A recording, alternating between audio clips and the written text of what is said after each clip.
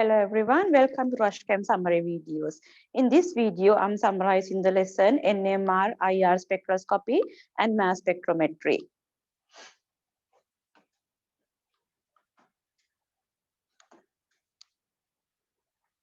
Okay, first we will look at HNMR spectroscopy. So I have taken the molecule ethyl ethanoate.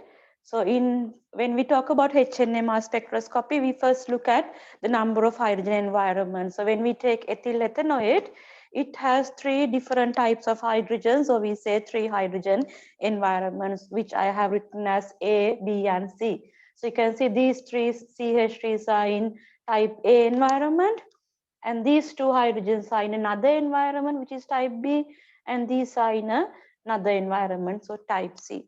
So because I have three different hydrogens or three hydrogen environments, that's why I have three sets of peaks in the HNMR. So this is one type, this signal is for one type of hydrogen, and this is the next environment, and this is representing the third environment. So you have three signals indicating three different types of hydrogens.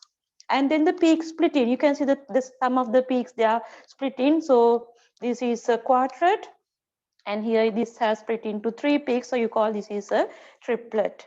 So how do we find the peak splitting? For peak splitting, we use the n+1 rule, where n is the number of hydrogens on adjacent carbon atoms. So if you take the type A hydrogens, the peak due to type A hydrogens, they will not split because the adjacent carbon doesn't have any hydrogens. So this is the adjacent carbon, so no hydrogens on that, so therefore no splitting. So that's why I have a singlet here. And then peak B, right? The hydrogens, these hydrogens, so they are splitting. So for those hydrogens, the adjacent carbon is this one, and that one got three hydrogens. So then when I use n+1 rule, now it's 3 + 1, so 4. That's why we have a quadrat here.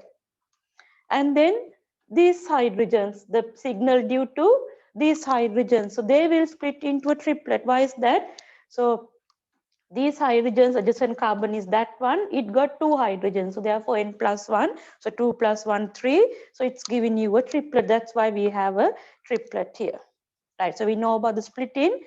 And then the peak areas, so peak areas are showing you how many hydrogens are in each environment. So you have three environments A, so under A you have three hydrogens, and under environment B you got two hydrogens, and under environment C you got three again. So it's then the peak areas ratio is 3 to 2 to 3. And then the chemical shift value. So where do you find these signals in the HNMR? So for that I can use the VC chemistry data book. So if you look at page number 12 in VC chemistry data book, you have different types of protons and their chemical shift values in ppm. So the first type is RCH3. So this is RCH3 type proton, right? So this whole thing I say R, and then this is your CH3. So that comes from 0.9 to 1 ppm, so which is this one. So it's around something around 1 ppm. And the next one is CH3COOR.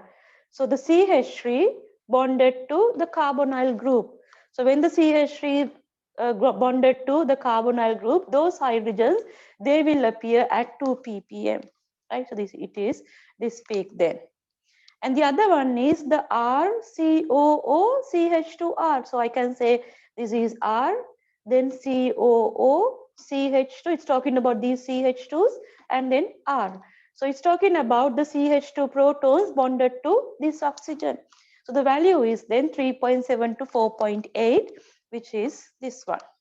So that was the HNMR of ethyl ethanoate. Okay, now we will look at the C13NMR.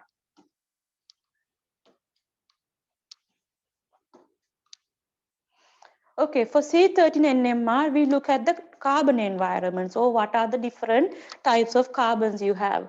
So in ethyl ethanoate, all the carbons are different. So they are in 4 different environments. So you have 4 different carbon environments, like this carbon B, then carbon type C and carbon type D. That's why I have 4 peaks. And we don't talk about split in C13NMR. And then the chemical shift values. Again, you can use your data book for chemical shift values. So the type of carbon and the chemical shift. So the RCH3 type. So RCH3 type carbon now. So it's talking about this carbon D, which is from 8 to 25. So that's why. So this is the, you can say this peak is due to carbon D then. And the other one is the carbonyl carbon of the ester. So you have RCOO.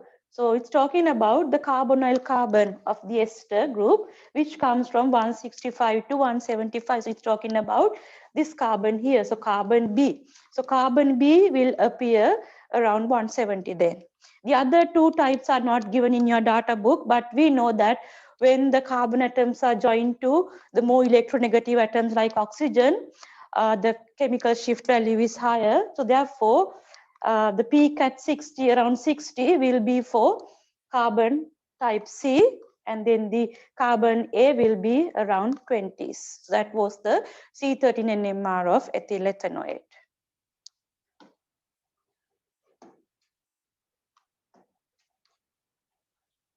Okay, now we will look at the mass spectrometry.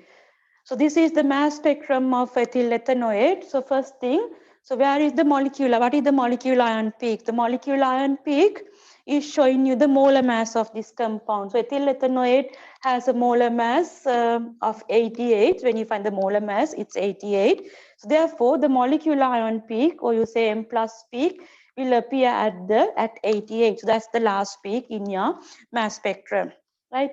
And then the other peaks are due to the fragmentation. Now the molecular ion will break into small parts, and so those are called the fragments, and you will see peaks due to those fragments, and all these peaks, all these fragments has to be positive to detect by the mass spectrometer.